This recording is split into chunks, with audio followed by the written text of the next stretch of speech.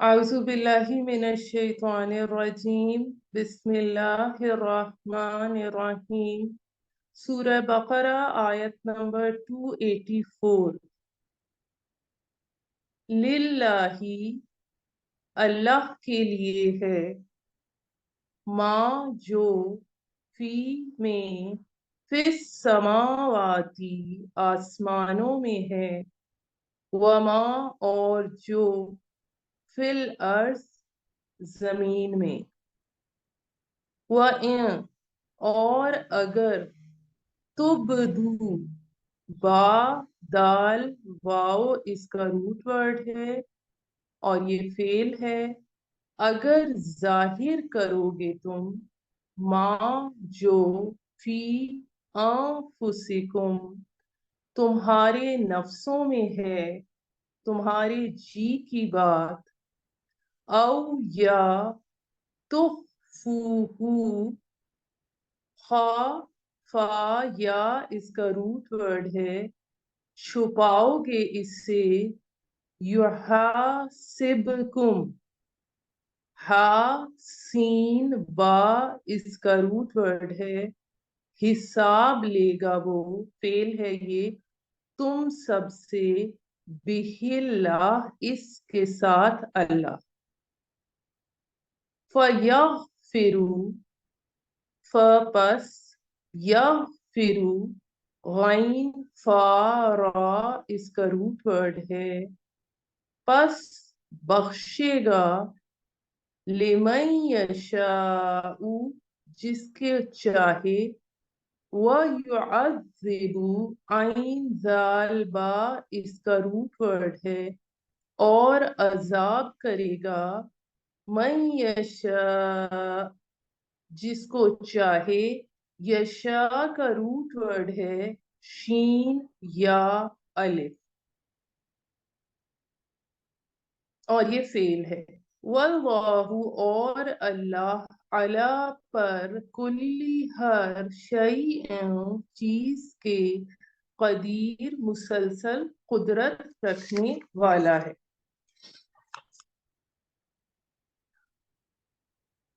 آمنا ایمان لایا آمنا کے ورڈ کے حوالے سے میں آپ کو یہ بتاتی چلوں آمنا جو ہے اس کا یہ ماضی ہے فعل ہے ماضی ہے اس کا مضارع یؤمنو ہے اور اس کا امر آمن ہے اس کے معنی ایمان لانا یا امن والا ہونا ہے جو اس سے پچھلے رکوع میں آپ ایک ورڈ پڑھ چکے ہیں آیت نمبر 283 میں امینا اس کا جو مضارع ہے وہ یأمنو اور اس کا امر ایمن ہوتا ہے یہ دونوں میں ڈفرنس کے حوالے سے آمنا ایمان لائے آمنا رسول رسول بما ساتھ اس کے جو انزلا اترا نازل کیا گیا نون زا لام اس کا روٹ ورڈ ہے الیہ اس کی طرف من ربہ اس کے رب کی طرف سے والمؤمنون اور مومن بھی مسلمان بھی کلن سب آمنا ایمان لائے باللہ اللہ پر وملائکتہ اور اس کے فرشتوں پر میم لام کاف ملائکتہ کا روٹ ورڈ ہے وَكُتُبِهِ اور اس کی کتابوں پر وَرُسُلِهِ اور اس کے رسولوں لا نہیں نفرقو ہم فرق کرتے فا را قاف اس کا روٹ ورڈ ہے. بینا درمیان، دن کسی ایک کے، میں رسولی اس کے رسولوں میں سے. وقالو اور انہوں نے کہا، سمعنا ہم نے سنا، سین میم عین اس کا روٹ ورڈ ہے. وَأَطَعْنَا اور ہم نے اطاعت کی، غفرانک بخش، غفرانک بخشش چاہتے ہیں. غفرانک کا روٹ ورڈ ہے غین فارا، تجھ سے. ربنا اے ہمارے رب، وَإِلَيْكَ اور تیری طرف، مصیر لوٹ کر جانا ہے. مصیر کا روٹ ورڈ ہے صاد یا را. لا نہیں، یکلفو فعل ہے، کاف لام فا اس کا روٹ ورڈ ہے تکلیف دیتا. یکلف اللہ اللہ، نفسن کسی نفس کو، کسی جی کو، الا مگر، وسعہا اس کی گنجائش، اس کی وسعت کے مطابق. اس سے ہمیں کیا پتہ چلتا ہے؟ ایک چیز یہ کہ جو نفسن ہے وہ مؤنث ہے کیونکہ وسعہا آ رہا ہے اس کے ساتھ. لہا اس کے لیے، ماں جو، کسبت اس نے کمایا. کسبت فعل ہے، کاف سین با اس کا روٹ ورڈ ہے. وعلیہا اور اسی پر، یعنی اسی پر پڑتا ہے، مکتسبت جو اس نے کیا یا اس نے کمایا. اس کی ڈیٹیل ہم آگے تفسیر میں کرتے ہیں. ربنا اے ہمارے رب، لا نہیں، تو آخذنا ہمارا مواخذہ کرنا، نہ ہم کو پکڑنا. تو آخذنا کا روٹ ورڈ ہے الف فا زال. ان اگر، ان سینا نون سین یا روٹ ورڈ ہے اس کا، اور نسیان سے ہے یہ کہ اگر ہم بھول جائیں. او یا اخطأنا، خاط و الف اس کا روٹ ورڈ ہے، یا ہم سے خطا ہو جائے یا ہم چوکیں.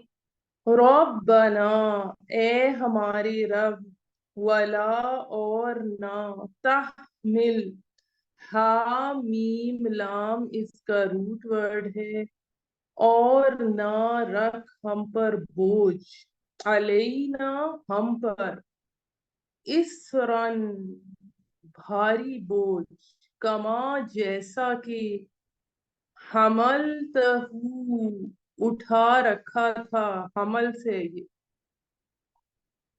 حملتہ جیسا کہ ڈالا تو نے، اسے، حمل سے وہ، علی الذین ان لوگوں پر، من قبلنا جو ہم سے پہلے تھے. ربنا اے ہمارے رب، ولا اور نہ، تو حملنا اٹھوا ہم سے. اب یہ تو ہم ملنا جو ہے یہ باب تفعیل سے ہے.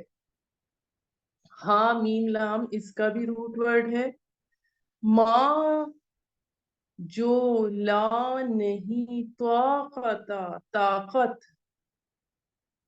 لنا ہمارے لیے، بھی اس کی، واعفو عین فا واو اس کا روٹ ورڈ ہے در گزر کر. انا ہم سے، انا کو آپ بریک ڈاؤن کریں گے، ان اور نا.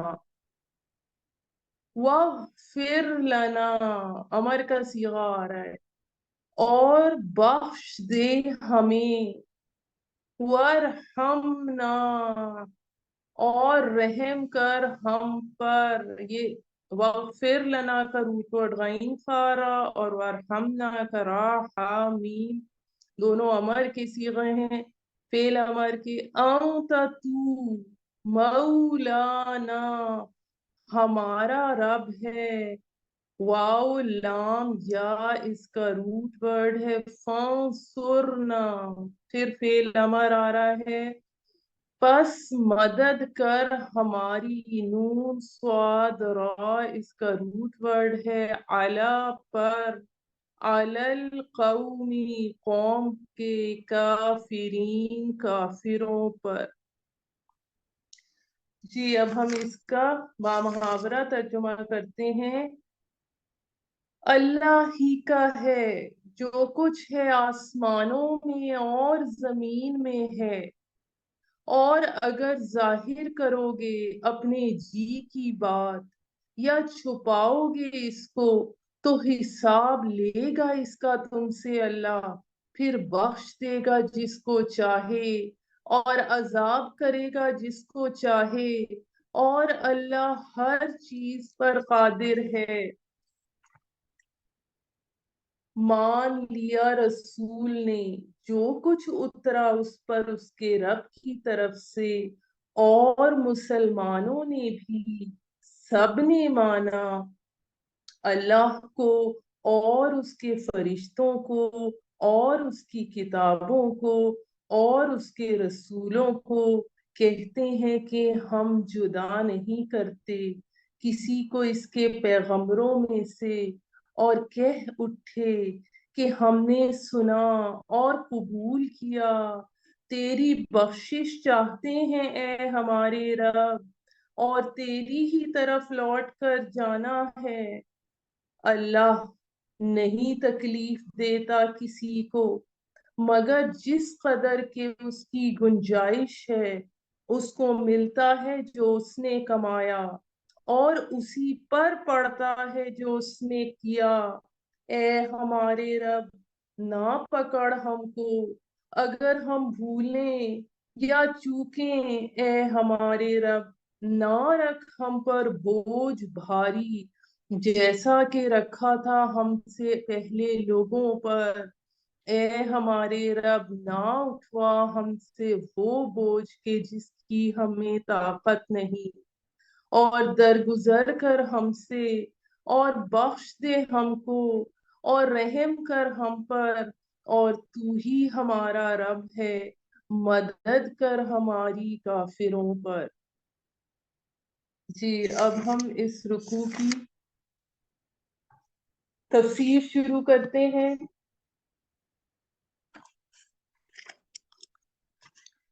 यहाँ पर अल्लाह के फजलो करम से हम सूरह बकरा के आखिरी रुकू पर पहुंच चुके हैं। ये अजीम शान रुकू है जो कि 3 आयात पर मुश्तमिल है। इससे पहले हम एक और अजीम रुकू पढ़कर आए हैं जिसमें 4 आयात थी और उनमें से एक आयतल कुर्सी भी थी। यूं कहा जा सकता है कि ये दोनों रुकू अपनी अजमत और मकाम के एतबार से एक दूसरे के हम पल्ला हैं। आयतल कुर्सी तौहीद के मौजू पर कुरान हकीम की जामे तरीन आयत है, और इस रुकू की आखिरी आयत जामे तरीन दुआ पर मुश्तमिल है। अब आयत नंबर 284 में जो अल्फाज आ रहे हैं, लिल्लाही माफिस समावाती व माफिल अर्ज, आप देखेंगे कि अक्सर कई सूरतों के इसी तरह के अल्फाज सूरतों के इख्तिताम पर आते हैं।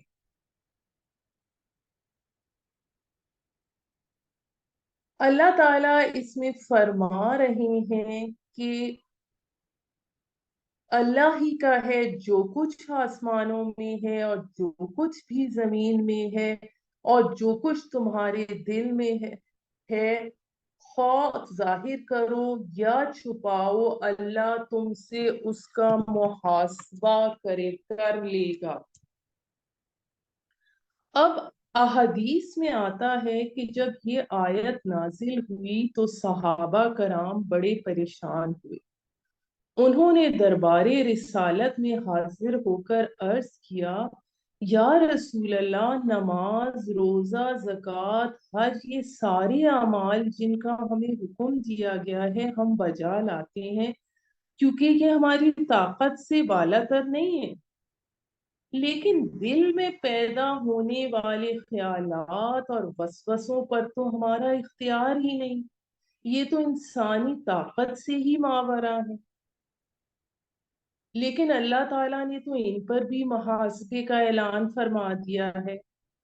نبی صلی اللہ علیہ وآلہ وسلم نے فرمایا، فی الحال تم سمعنا و اطعنا کہو۔ چنانچہ صحابہ نے اسی جذبے کے دیکھتے ہوئے یہ سمعنا و اطعنا کیا تو اللہ تعالیٰ نے لا یکلف اللہ نفسا الا وسعها کہ اللہ کسی جان کو اس کی طاقت سے زیادہ تکلیف نہیں دیتا تھا، نازل فرما دی۔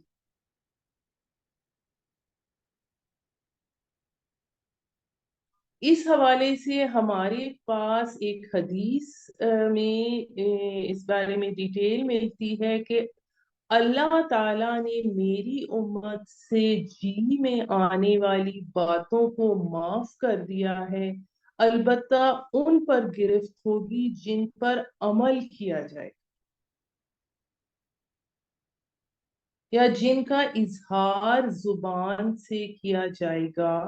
یہ اس کا مفہوم ہے، اور اس کا مطلب ہے دل میں گزرنے والے خیالات پر محاسبہ نہیں ہوگا، صرف ان پر ہوگا جو پختہ عزم یا ارادے میں ڈھل کر کیے جائیں یا جن پر عمل کیا جائے۔ اس حوالے سے صحیح مسلم کی کتاب البر کی حدیث میں آتا ہے، ان اللہ لا ينظر الى صورکم واموالکم ولکن ينظر الى قلوبکم واعمالکم۔ یقیناً اللہ تعالیٰ تمہاری صورتوں اور تمہاری مال و دولت کو نہیں دیکھتا بلکہ تمہارے دلوں اور تمہارے اعمال کو دیکھتا ہے۔ تو دل میں تمہارے جو کچھ ہے خواہ کتنا ہی چھپا لو، اللہ کے محاسبے سے نہیں بچ سکو گے۔ اب اس کی جو مختلف یہ بھی رائے آتی ہے کہ اس میں یہ چیز منسوخ فرما دی گئی کہ دل کے خیالات پر بھی محاسبہ ہوگا، اور مختلف اس بارے میں رائے آتی ہیں، میں آپ کو ایکسپلین کرتی ہوں۔ اب اس میں اس بات کو سمجھنا ضروری ہے کہ اختیار مطلق جو ہے، مکمل اختیار صرف اللہ تعالیٰ کے ہاتھ۔ اللہ تعالیٰ پر لازم نہیں ہے کہ نیکوکار کو اس کی جزا ضرور دے اور بدکار کو اس کی سزا ضرور دے، لیکن یہ الگ بات ہے کہ اللہ تعالیٰ ایسا کرے گا، لیکن اللہ کی شان اس سے بہت اعلیٰ، بہت عرفہ ہے کہ اس پر کسی چیز کو لازم قرار دیا جائے۔ اس کا اختیار مطلق ہے، جیسا کہ آتا ہے فعال لما یرید، وہ کرتا ہے جو وہ چاہتا ہے۔ سورہ حج میں آتا ہے آیت نمبر 18 میں، ان اللہ یفعل ما یشاء، یقیناً اللہ جو چاہتا ہے کرتا ہے۔ اللہ عدل کرے گا، جزا اور سزا میں عدل ہوگا، لیکن عدل کرنا اس پر واجب نہیں ہے، بلکہ اللہ نے جو شے اپنے اوپر واجب کی ہے وہ رحمت ہے۔ قرآن کے الفاظ ہیں، سورہ انعام کی آیت نمبر 12 میں آتا ہے، کتب علی نفسہ الرحمہ۔ پھر اس کے علاوہ سورہ یہی یہ چیز سورہ انعام کی آیت نمبر 54 میں بھی آتی ہے، کتب ربکم علی نفسہ الرحمہ، تمہارے رب نے رحمت کو اپنے اوپر واجب کر لیا ہے۔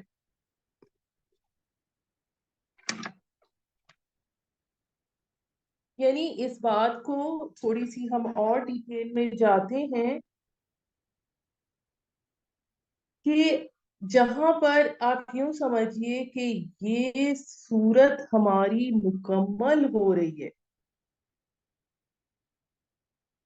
تو اس میں خاتمہ کلام ہے، تو سورت کا آغاز بھی دین کی بنیادی تعلیمات سے کیا گیا تھا، اس طرح سورت کو ختم کرتے ہوئے بھی ان تمام اصولی امور کو بیان کیا گیا ہے جن پر دین کی اساس قائم ہے، کہ دین کی اولین بنیاد کیا ہے، کہ اللہ کا مالک ہونا زمین اور آسمان کا، ان تمام چیزوں کا جو زمین اور آسمان میں ہے اللہ ہی کی ملک ہے۔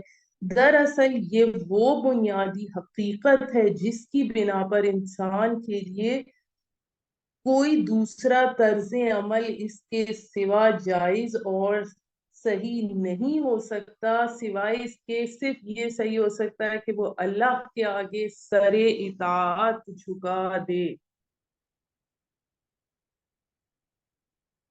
جیسا کہ ہم نے پہلے پڑھا کہ شہادت کا چھپانا حرام ہے، اگر تم نے اس معاملے کو جانتے ہوئے چھپایا تو رب علیم اور خبیر تم سے اس کا حساب لے گا۔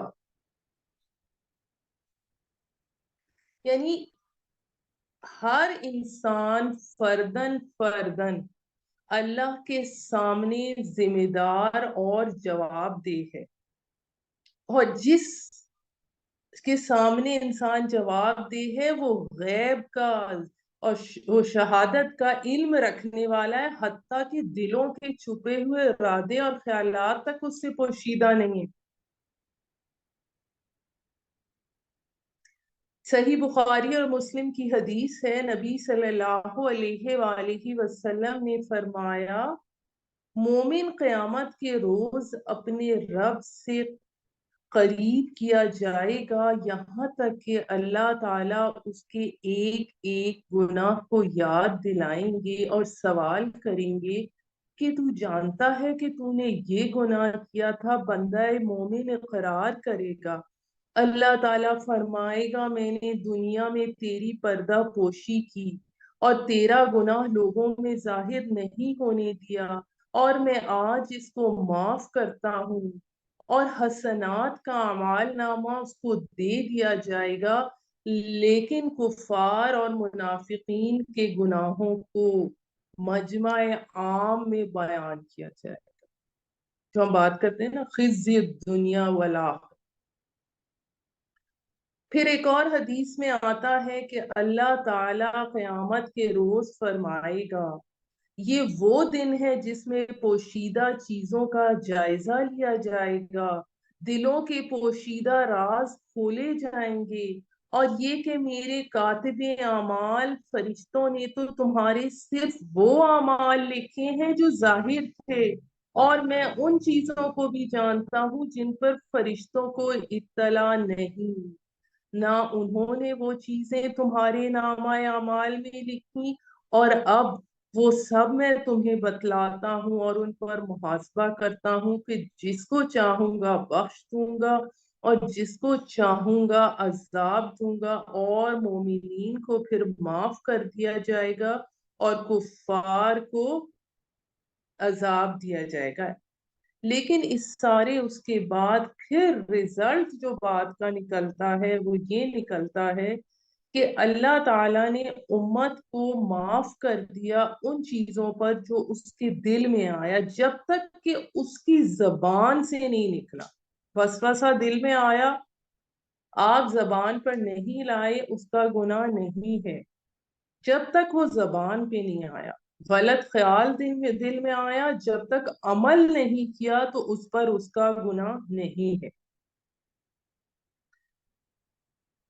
پھر اس میں جو ہمارے پاس تھوڑی سی اور ہم اس کی ڈیٹیل میں اس طرح جاتے ہیں کہ وہی جو میں آپ سے بات کر رہی ہوں کہ دل کے ارادے پر کوئی عذاب نہیں ہوتا کے بارے میں، اور اس آیات کے بارے میں یہ بھی رائے ہے کہ یہ حدیث احکام دنیا کے متعلق ہے، جس میں طلاق، بئی، ہبا وغیرہ دل میں ارادہ کر لینے سے نہیں ہو جاتے، جب تک کہ ان کو زبان سے یا عمل سے نہ کیا جائے۔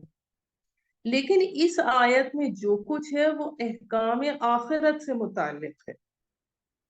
جس حدیث میں دل کی چھپی ہوئی چیزوں کی معافی ہے، اس سے مراد وہ وسوسے اور غیر اختیاری خیالات ہیں جو انسان کے دل میں بغیر ارادے کے آ جاتے ہیں، بلکہ اگر ان کے خلاف ہی ارادہ کیا جائے تو وہ آتے رہتے ہیں۔ تو یہ جو غیر اختیاری خیالات اور وسوسے ہیں، ان کو اس امت کے لیے اللہ تعالیٰ نے معاف کر دیا ہے۔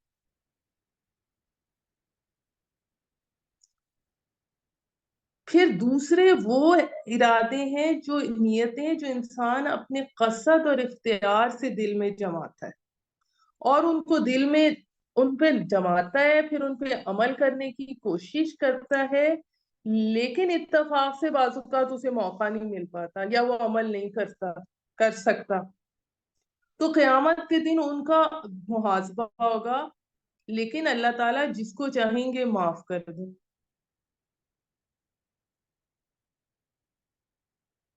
پھر اس میں جو یعنی کہ غیر اختیاری وسوسات اور خیالات پر کوئی محاسبہ نہیں، لیکن ایسے جو غلط ارادہ کیا پھر اس پہ عمل بھی کرنے کی کوشش کی لیکن عمل نہیں کر سکے غلط چیز پر کسی بھی وجہ سے، تو ان پر پھر اللہ کی مرضی ہے کہ وہ حساب لے سکتے ہیں۔ پھر اس میں ایک اور جو چیز میں رائے آتی ہے وہ اس طرح سے بھی آتی ہے کہ بعض اعمال ایسے ہیں جو جیسے اللہ کی طرف اللہ نے فرض کیے ہیں یا حرام کیے ہیں، جیسے جو ہمارے اعضاء سے متعلق ہیں، جیسے نماز، روزہ، زکوٰۃ، حج، اور کچھ اعمال اور احکام وہ بھی ہیں جو انسان کے دل سے اور باطن سے تعلق رکھتے ہیں، جیسے ایمان، اعتقاد، کفر اور شرک، ان کا تعلق انسان کے دل سے۔ پھر اخلاق میں جیسے صبر، حسد، حب دنیا، حرص، کبر، تو ان کا تعلق انسان کے دل سے بھی۔ تو اس میں یہ اللہ تعالیٰ کی بڑی حکمت ہے کہ اس میں اللہ تعالیٰ نے اس صورت میں یہ کہا گیا ہے کہ انسان کے اعمال ظاہرہ کا حساب قیامت میں لیا جائے گا، اور بعض اعمال باطنہ کا بھی حساب ہوگا۔ پھر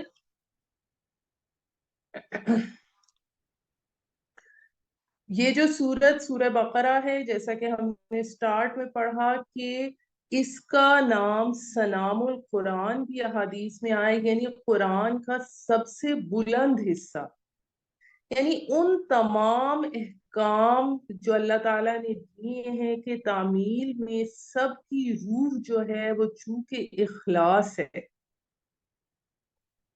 اس لیے کسی کام کو کرنا یا نہ کرنا، اس سے بچنا یا کرنا یا بچنا، دونوں اللہ کی رضا جوئی کے لیے ہوں، اس میں نام و نمود یا نفسانی افراز نہ ہو۔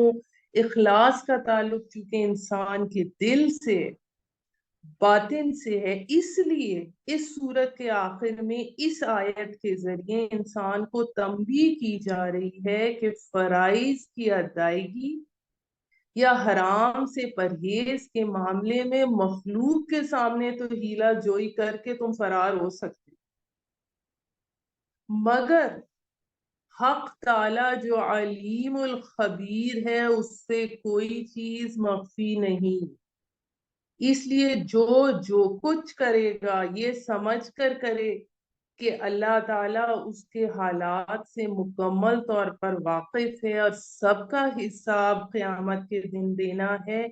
یہی وہ روح ہے جو قرآن کریم انسانوں میں پیدا کرتا ہے کہ ہر قانون کے اول یا آخر میں خوف خدا اور فکر آخرت کا ایسا محافظ ان کے دلوں پر بٹھاتا ہے کہ وہ رات کی اندھیری میں ہو انسان یا خلوتوں میں ہو، کسی بھی اللہ کے حکم کی خلاف ورزی کرتے ہوئے ڈرتا ہے۔ یہ مقصد ہے اس آیت کے یہاں۔ اب اس کے بعد ہم اس سے اگلی آیت پر چلتے ہیں، آیت نمبر 285۔ ایمان لائے رسول اس چیز پر جو نازل کی گئی ان کی جانب ان کے رب کی طرف سے، اور مومن بھی ایمان لائے۔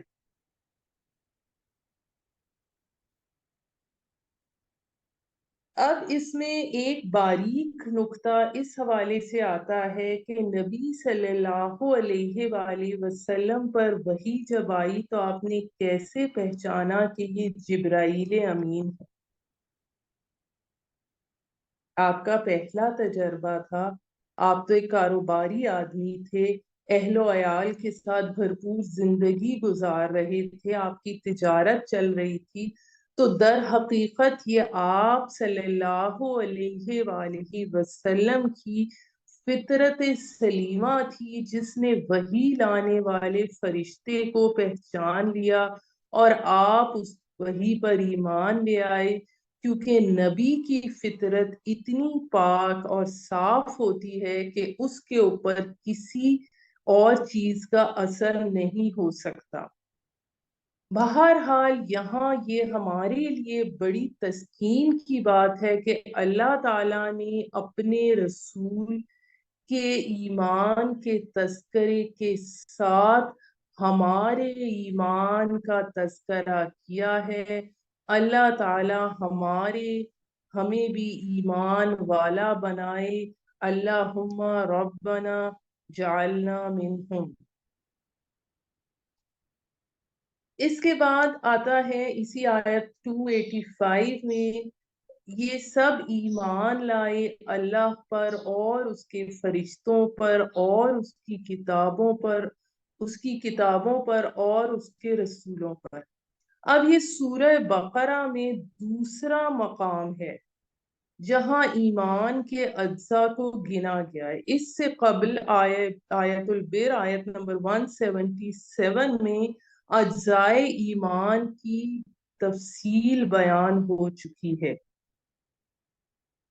اس کے بعد آگے اس آیت میں آتا ہے، ہم اللہ کے رسولوں میں سے کسی کے درمیان کوئی تفریق نہیں کرتے۔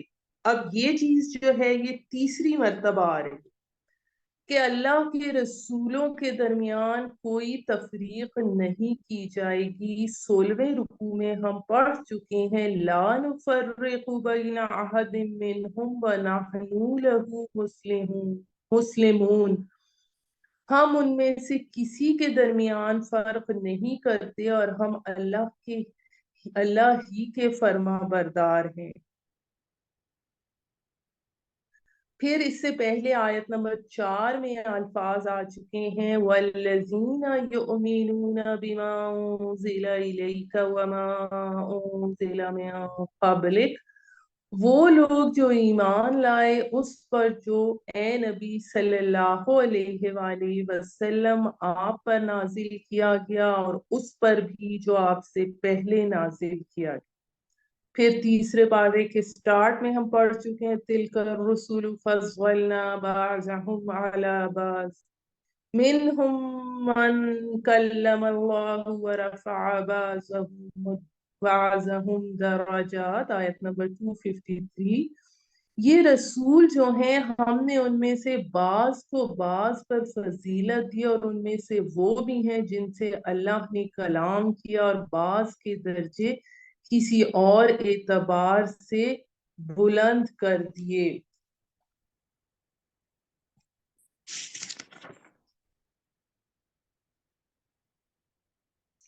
اب یہ جو اس کی تھوڑی سی ہم جب ڈیٹیل میں ان آیات کی جاتے ہیں، آیت نمبر 285 اور آیت نمبر 286 کے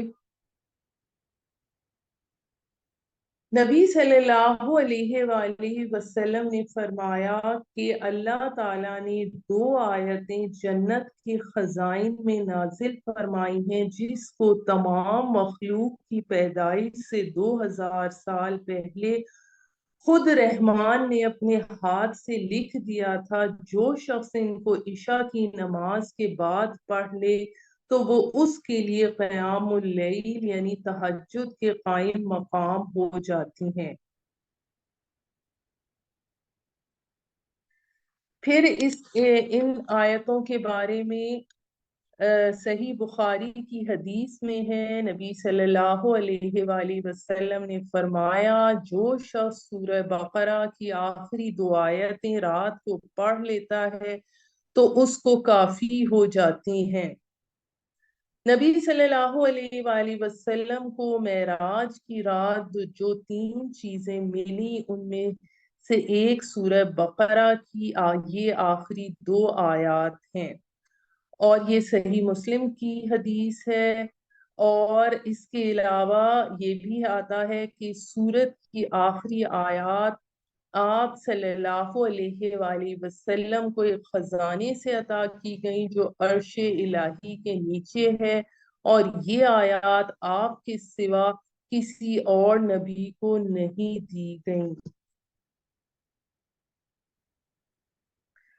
سورہ بقرہ میں اکثر جو احکام شریعہ آئے ہیں جن میں اعتقادات، عبادات، معاملات، اخلاق، معاشرت، تو آخری 2 آیتوں میں سے پہلی آیت میں اطاعت شعار مومنین کی مدح کی گئی ہے جنہوں نے اللہ جل شانہ کے تمام احکام پر لبیک کہا اور تعمیل کے لیے تیار ہو گئے، اور دوسری آیت میں وہ اس شبے کا جواب دیا گیا ہے جو ان 2 آیتوں سے پہلی آیت میں صحابہ کرام کو پیدا ہو گیا تھا،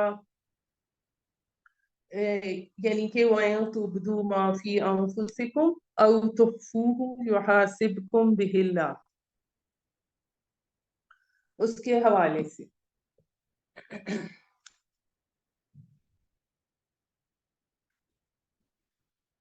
1 منٹ ہولڈ کیجیے گا۔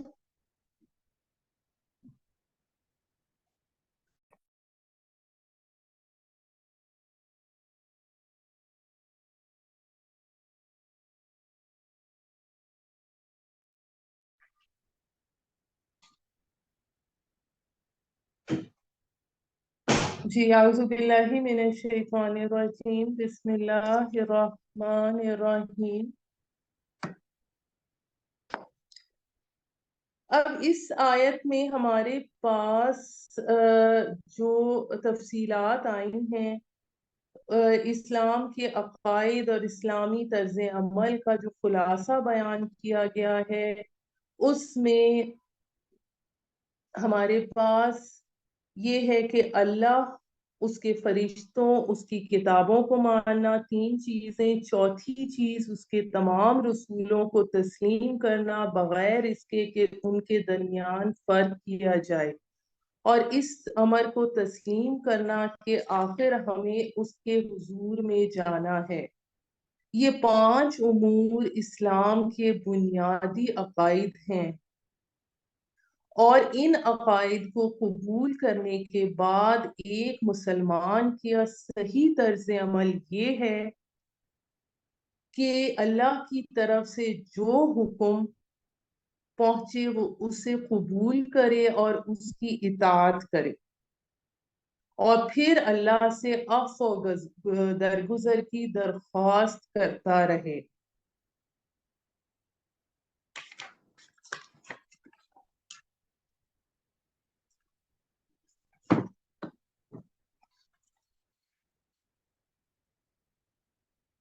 پھر میں اس میں آپ کو یہ بھی ضرور بتاتی چلوں کہ اب اگر ایک آدمی نے کسی نیک کام کی بنیاد رکھی اور دنیا میں ہزاروں سال تک اس کام کے اثرات چلتے رہے تو یہ سب اس کے کارنامے میں لکھے جائیں گے۔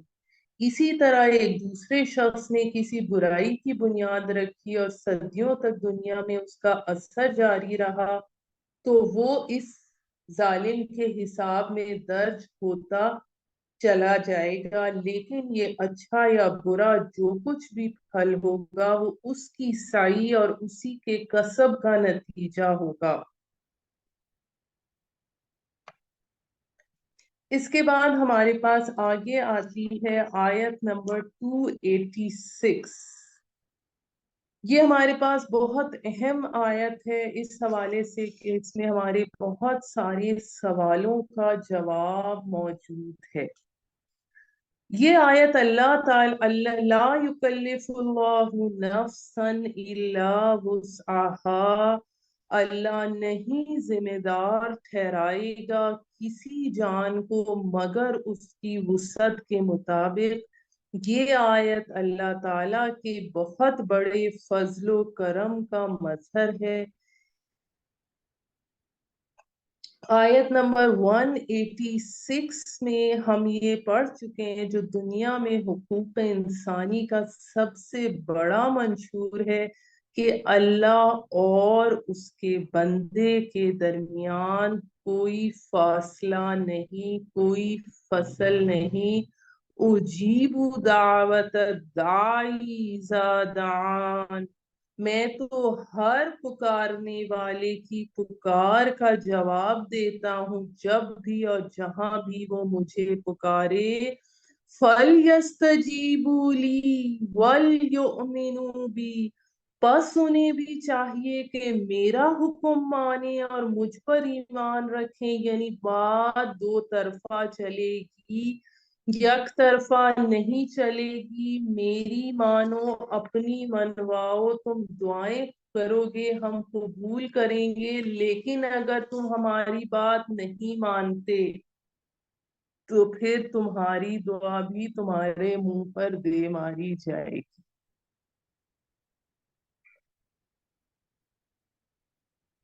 اگر تمہاری دعائیں کیوں قبول ہوں گی؟ اگر تم نے اللہ کو پیٹھ دکھائی ہوئی ہے، اس کے دین کو پاؤں تلے روندا ہوا ہے۔ پھر اس میں آگے ہمارے پاس جو چیز، یہ آیت ہمارے پاس اس حوالے سے اللہ کی بڑی رحمت کا مظہر بھی ہے کہ اللہ تعالیٰ کے ہاں اندھے کی لاٹھی والا معاملہ نہیں کہ تمام انسانوں سے محاسبہ ایک ہی سطح پر۔ اللہ تعالیٰ جانتا ہے کس کی کتنی وسعت ہے اور اسی کے مطابق کسی کو ذمہ دار ٹھہراتا ہے۔ اب وسعت سے کیا مراد ہے؟ وسعت اس کی موروثی اور ماحولیاتی عوامل پر مشتمل ہے، یعنی ہر شخص کو جو جینز ملتے ہیں وہ دوسرے سے مختلف ہوتے ہیں۔ ان جینز کی اپنی اپنی خصوصیات یعنی اپنی اپنی پراپرٹیز ہوتی ہیں، اپنی اپنی لیمیٹیشنز ہوتی ہیں۔ اسی طرح ہر شخص کو دوسرے سے مختلف ماحول میسر آتا ہے، اس کے ہیریڈیٹری فیکٹرز مختلف ہوتے ہیں، ماحول مختلف ہوتا ہے یعنی انوائرمنٹل فیکٹرز مختلف ہوتے ہیں، اور ان دونوں چیزوں کے ملنے سے انسان کی شخصیت کا ایک ہیولا بنتا ہے۔ جب کوئی لوہے کی شے ڈھالنی مقصود ہو تو اس کے لیے پہلے مٹی یا لکڑی کا ایک سانچہ یعنی پیٹرن بنایا جاتا ہے۔ اب اس لوہے کو پگھلا کر اس میں ڈالیں گے تو وہ اس صورت میں ڈھل جائے گا۔ قرآن کی اصطلاح میں یہ شاکلہ ہے جو ہر انسان کا بن جاتا ہے۔ ارشاد باری تعالیٰ ہے سورہ بنی اسرائیل کی آیت نمبر 84 میں آتا ہے، قل کل یعمل علی شاکلتہ فربکم عالم بمن هو اہدی سبیلا، کہہ دیجئے ہر کوئی اپنی شاکلہ کے مطابق عمل کر رہا ہے، بس آپ کا رب بہتر جانتا ہے کہ کون سیدھی راہ پر ہے. اس شاخلہ کے اندر آپ کو محنت کرنی ہے. اللہ جانتا ہے کس کا شاخلہ وسیع ہے، کس کا تنگ ہے، کس کے جینز اعلیٰ تھے، کس کے جینز ادنا تھے، کس کے پاس ذہانت زیادہ تھی، کس کے پاس جسمانی قوت زیادہ تھی، کس کو کون کون سی صلاحیتیں دی گئی ہیں، کیا کیا ماحول کسی کو ملا ہے. چنانچہ اللہ تعالی ہر ایک کو اس کے ماحول اور اس کی جو موروثی عوامل ہیں، یعنی جو جینز ہیں اس کی، ان کو ملحوظ رکھ کر اس کی استعداد کے مطابق حساب لے گا. مثال کے طور پر ایک شخص کے اندر استعداد ہی 20 درجے کی ہے، اس کی دونوں فیکٹرز ملا کر، یعنی ہیریڈیٹری بھی اور انوائرمنٹل بھی. اس نے 20 میں سے 18 درجے کام کر دیا تو وہ پاس ہو گیا. لیکن اگر کسی میں استعداد 100 درجے کی تھی اور اس نے 50 درجے کام کیا تو فیل ہو گیا، ناکام ہو گیا. حالانکہ 50 درجے 18 درجے سے بہت زیادہ ہے. تو اللہ تعالی کا محاسبہ جو ہے وہ انفرادی سطح پر ہے. اس لیے فرمایا گیا، سورہ مریم کی آیت نمبر 95 میں آتا ہے، وَكُلُّهُمْ آتِيهِ يَوْمَ الْقِيَامَةِ فَرْدًا، اور سب لوگ قیامت کے دن اس کے حضور فردن فردن حاضر ہوں گے. یعنی ہر ایک کا حساب اکیلے اکیلے ہوگا اور اس کی وسعت کے مطابق ہوگا. یہ تو ہو گیا اس کا پازیٹیو جو آپ کو.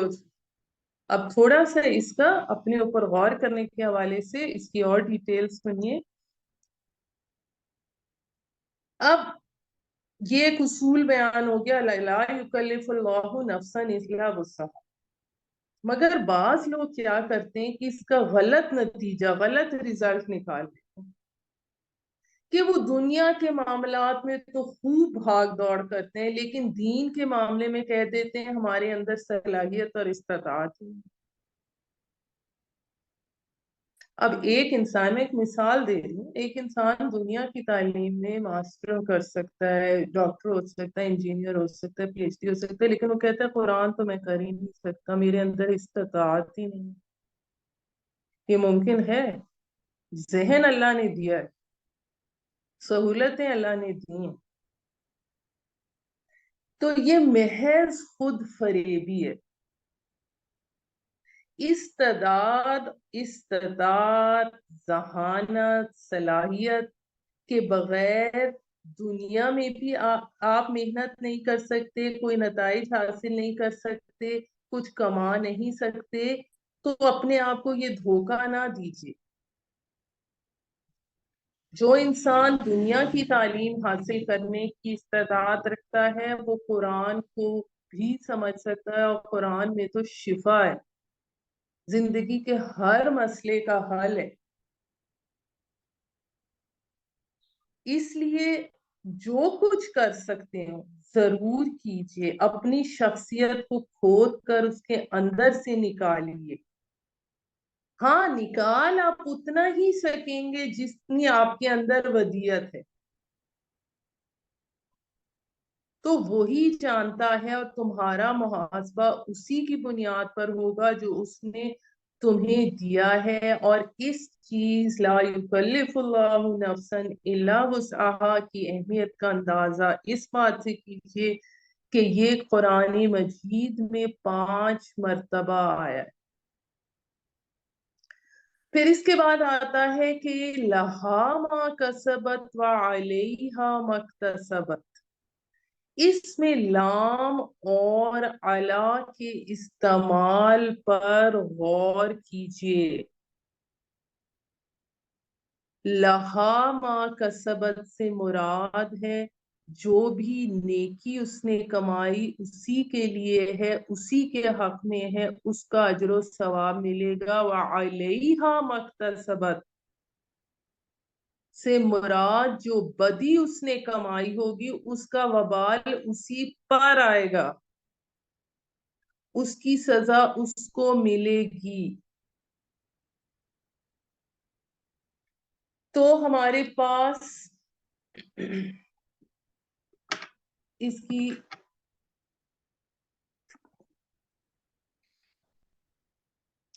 آخر میں اس کی جو بعد اس کی دعا آتی ہے ہمارے پاس یہاں پر، جو قرآن مجید کی عظیم ترین اور جامع ترین دعا ہے، ربنا لا تؤاخذنا ان نسینا او اخطانا، اے ہمارے رب ہم سے مواخذہ نہ فرمانا اگر ہم بھول جائیں یا ہم سے خطا ہو جائے، کہ ایمان اور عمل صالح کے راستے پر چلتے ہوئے اپنی شخصیت کے کونے خدروں میں سے امکان بھر بھی جو باقی توانائیاں ہیں ان کو نکال نکال کر اللہ کی راہ میں لگائیں، لیکن اس کے بعد بھی اپنی محنت پر، اپنی نیکی پر، اپنی کمائی پر کوئی غرور نہیں ہونا چاہیے۔ انسان دھوکہ نہ کھا جائے کہ اس کی کیفیت میں تواضع، عجز اور انکساری رہنی چاہیے، اور اسے یہ دعا کرتے رہنا چاہیے کہ اے ہمارے پروردگار ہماری بھول چوک پر ہم سے مواخذہ نہ کر۔ دراصل انسان کے اندر خطا اور نسیان دونوں چیزیں گندھی ہوئی ہیں۔ آپ نے امکانی حد تک نشانہ ٹھیک لگایا لیکن نشانہ خطا ہو گیا۔ اب آپ کی گرفت نہیں ہوگی اس لیے کہ آپ کی نیت صحیح تھی۔ ایک اجتہاد کرنے والا اجتہاد کر رہا ہے، اس نے امکانی حد تک صحیح کوشش کی کہ صحیح رائے تک پہنچ جائے، لیکن خطا ہو گئی تو اللہ معاف کرے گا اور اس کو بھی ثواب ملے گا، اور اگر وہ صحیح رائے پر پہنچ گیا تو اس کو دوہرا ثواب ملے گا۔ اور نسیان یہ ہے کہ بھولے سے کوئی غلطی ہو جائے تو حدیث میں آتا ہے ان اللہ تجاوز عن امت الخطاء والنسیان، اللہ تعالیٰ نے میری امت سے خطا اور نسیان معاف کر دیا۔ پھر اس کے بعد آتا ہے ربنا ولا تحمل علینا اسرا کما حملته علی الذین من قبلنا، اے ہمارے رب ہم پر ویسا بوجھ نہ ڈال جیسا تو نے ان لوگوں پر ڈالا تھا جو ہم سے پہلے تھے۔ ایک حمل بوجھ یعنی بوجھ وہ ہوتا ہے جس کو لے کر انسان چلتا ہے، اسے اسی سے حمال بھی بنا ہے جو ایک بوری یا بوجھ اٹھا کر چلتا ہے، یعنی جو بوجھ آپ کی طاقت میں ہے جسے آپ لے کر چل سکیں وہ حمل ہے، اور جس بوجھ کو آپ نہ اٹھا سکیں اور آپ کو بٹھا دے اس کو اسر کہتے ہیں۔ سورہ اعراف کی آیت نمبر 157 میں آتا ہے وَيَزَعُ عَنْهُمْ إِسْرَهُمْ وَالْأَغْلَالَ الَّتِي كَانَتْ عَلَيْهِمْ۔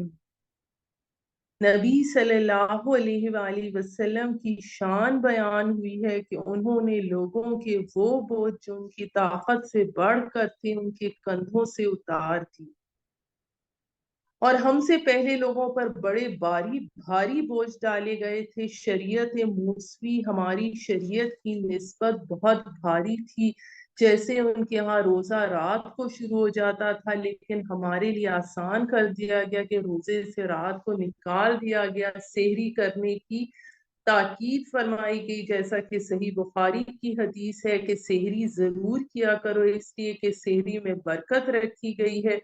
پھر اس میں میاں بیوی رات میں میاں بیوی کے تعلقات کی اجازت دی گئی، پھر ان کے روزے میں خاموشی شامل تھی، یعنی نہ کھانا پینا، نہ تعلق زن و شو، نہ گفتگو، تو ہمارے لیے ان سب چیزوں میں آسانی کر دی گئی۔ پھر ان کے ہاں یوم سبت کا حکم تھا کہ پورا دن کام نہیں کرو گے، ہمارے ہاں جمعے کی اذان سے نماز کے ادا ہو جانے تک ہر کاروبار دنیاوی حرام ہے، لیکن اس سے پہلے اور اس کے بعد آپ کاروبار کر سکتے ہیں۔ تو اللہ تعالیٰ اس میں جو دعا ہو رہی ہے، اس میں اللہ تعالیٰ نے ہمیں یہ سکھایا ہی، دعا سکھائی ہے کہ اے ہمارے رب، ہم پر وہ بوجھ نہ ڈالنا جس کی ہم میں طاقت نہ ہو، اور ہم سے درگزر فرماتا رہے اور ہمیں بخشتا رہے، ہماری خطاؤں کی پردہ پوشی فرماتا رہے، جیسے مغفرت میں غفرا کے معنی پردہ کو کر دیں، ڈال دینے کے ہیں اس پہ، یعنی ڈھانپ لینے کا مفہوم ہے۔ مغفر خود ہیلمٹ کو کہتے ہیں جو جنگ میں سر پر پہنا جاتا ہے، سر کو چھپاتا ہے، یعنی گولی یا تلوار سے بچاتا ہے۔ تو مغفرت یہ ہے کہ گناہوں کو اللہ تعالیٰ اپنی رحمت سے ڈھانپ دے، ان کی پردہ پوشی فرما دے، ہم پر رحم فرما، تو ہمارا مولا ہے، یعنی اے اللہ تو ہی ہمارا پشت پناہ ہے، ہمارا والی ہے، ہمارا حامی اور مددگار ہے۔ پھر اس سورت کی جو اختتام ہو رہا ہے وہ جن الفاظ پر ہو رہا ہے، فَانصُرْنَا عَلَى الْقَوْمِ الْكَافِرِينَ، ہماری مدد فرما کافروں کے مقابلے میں، تو یہ وہی انہی الفاظ پر وہ دعا ختم ہوئی تھی جو طالوت کے ساتھیوں نے کی تھی۔ تو اب یہ اس وقت نبی صلی اللہ علیہ وآلہ وسلم کے جو ساتھی تھے، ان کے حوالے سے یہ ان کو یہ سمجھایا جا رہا ہے، یہ وہ صورتحال تھی کہ جب مکے میں کفر اور اسلام کی کشمکش اپنی انتہا کو پہنچی تھی، یعنی ہجرت سے تقریباً 1 سال پہلے معراج کے موقع پر جب یہ آیات نازل ہوئی، اس وقت مسلمانوں پر مصائب اور مشکلات کے پہاڑ ٹوٹ رہے تھے۔ صرف مکہ نہیں بلکہ سرزمین عرب پر کوئی جگہ ایسی نہ تھی جہاں کسی بندہ خدا نے دین حق کی پیروی اختیار کی ہو اور اس کے لیے خدا کی زمین پر سانس لینا دشوار نہ کر دیا گیا۔ تو ان سب حالات میں مسلمانوں کو تلقین کی گئی کہ اپنے مالک سے اس طرح دعا مانگا کرو۔ ظاہر ہے دینے والا خود ہی جب مانگنے کا ڈھنگ بتائے گا تو ملنے کا یقین آپ ہی آپ پیدا ہو جاتا ہے، جس کے نتیجے میں یہ دعا مسلمانوں کے لیے غیر معمولی تسکین قلب کا سبب ہوئی، اور مسلمانوں کو یہ بھی تلقین کی گئی کہ وہ اپنے جذبات کو کسی نامناسب رخ نہ بہنے دے بلکہ انہیں اس دعا کے سانچے میں ڈھال لیں۔